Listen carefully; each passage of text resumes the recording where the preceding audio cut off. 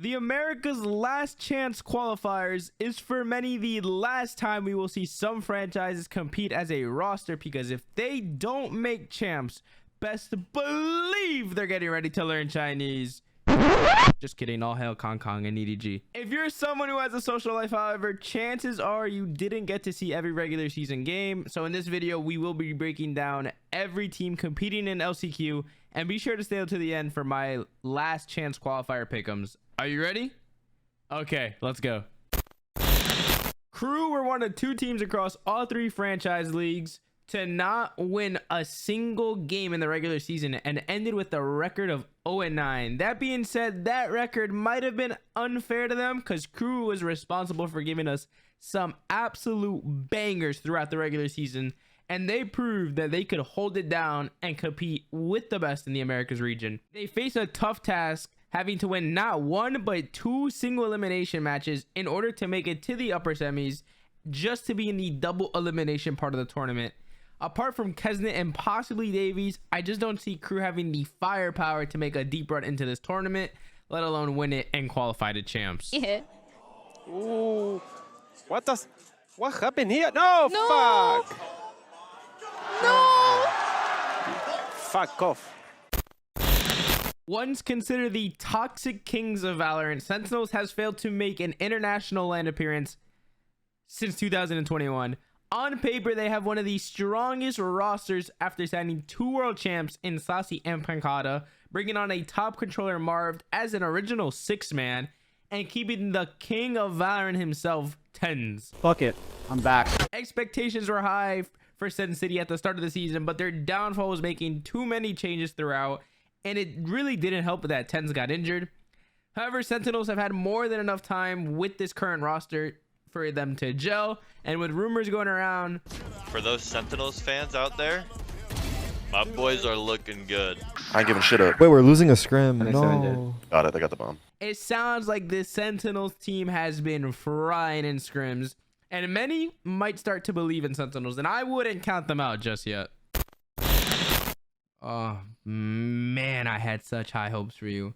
After you made a name for yourself at champs, you started the season 3-1, only to fall flat at the end and finish 4-5 and losing both games in the playoffs. To their credit, though, they gave us an all-time classic against Furia in the 2018 Pearl Masterclass by King and Takulia, and they held a respectable 2-1 score against C9, even if that map 3 score was not kind and in their favor. This team's downfall, however, has been their stubbornness to adapt and their lack of counter-stratting, where their coach has been quoted to not focus on anti-stratting, and instead they focus on their own game. Well, tell me, owner, how's that going for you right now? Tell me, please. I would love to know. Now, just like their South American compatriots, Furia started the season strong before going 0-2 in the playoffs. This team only won one of their last 6 games, and to make matters worse, rumors are going around that QCK will not be playing in the LCQ as of right now. South America, with the exception of Loud, simply don't have a grasp on the current meta, and with there not being enough of a shift with the chamber update, I really don't see Furia making it far. But who knows? I might even take Crew over Furia in a best of 3.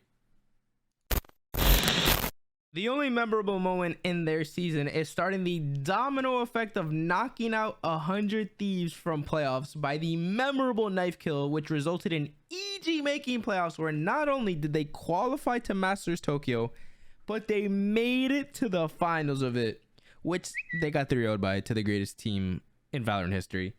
MIBR also beat NRG in a clean 2-0 fashion earlier in the season, but with each passing week, it kind of looked like that win was a fluke rather than a statement win. This is, in my opinion, 100% the worst team in the tournament, and it doesn't help that they had to sub in an analyst on their team to fill. So I literally have zero expectations for this team. They're going to lose to Crew. Not even a hot take. Probably a freezing take. You're going to see. How do you go from the #1 favorite in preseason to getting knifed? Chosen, you gotta stick it, Chosen, spraying to knife. Ah!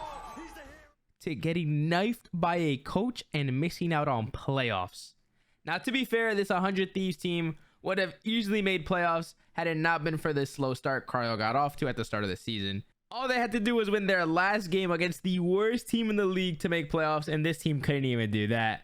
I know Nadeshot was making some calls to see where in China he could ship off his team to after that. However, I'm still holding out hope for this team because with a young core of Bang, Asuna, and Cryo, it has to be a top 4 core in the Americas region, right? Riot knew what they were doing, however, by putting the Sentinels versus 100 Thieves matchup in the first round. The two most clouded teams where the loser goes home and their roster will most likely get blown up.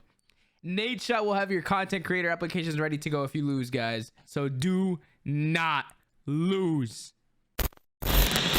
Now, Cloud9 is a very interesting team in this tournament. You bring on the best player in the world, Ye, to join your team, only to drop Ye and your IGL Vanity 2 weeks before the season started after a poor lock-in performance and blamed it all down to quote-unquote role issues. C9 then goes on to sign 2 relatively low-key players in Jake and Rooney, and at the start of the season were considered by many to be the worst NA team in franchise before a single match had even been played. Well, not only did this team beat the expectations and prove doubters wrong at every hurdle, but they just went from the most underrated team in the region to absolutely choking it when it mattered most, man. You had lost 1 game in the regular season and were 1 map away from qualifying to Tokyo and a top 3 finish in the regular season. Now, even though they failed to qualify to Masters Tokyo and choked when it mattered most, I would still consider them the odds-on favorite to win LCQ for the sole reason that they have beat every single team in this tournament. Now, for my pick'ems, I didn't really go anything outside of the ordinary, maybe other than Crew having a little bit of an LCQ run here. I have them beating MIBR and I have them beating Furia, which means Furia, although they made the playoffs, will fail to make the actual tournament of LCQ in the double elimination bracket. And I do have Sentinels beating 100 Thieves, and as a result, that 100 Thieves will be breaking up, to say the least. There will be some roster changes on that 100 Thieves roster. And then in the upper semis, I have Sentinels versus C9. Sentinels will be winning in dramatic fashion as usual. Like the whole dramatic fashion, not winning, because the Sentinels really don't know a lot about winning this season.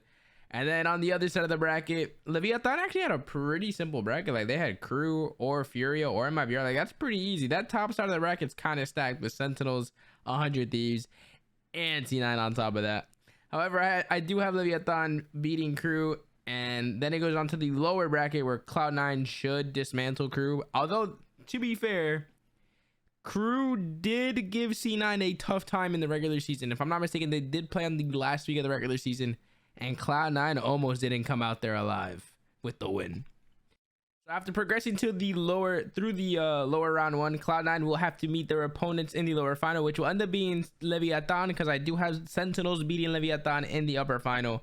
Now, when these two teams met in the regular season, Leviatan got it done pretty good, like pretty convincing fashion. However, this was a Sentinels team that still had depth in it. This was a Sentinels team that might not, they didn't have both Tens and Marvin. I know that for sure. And this was before Marvin was even IGL. So there have been a lot of roster changes when they last played. So I think Sentinels will have new stuff. They will have cooked some stuff.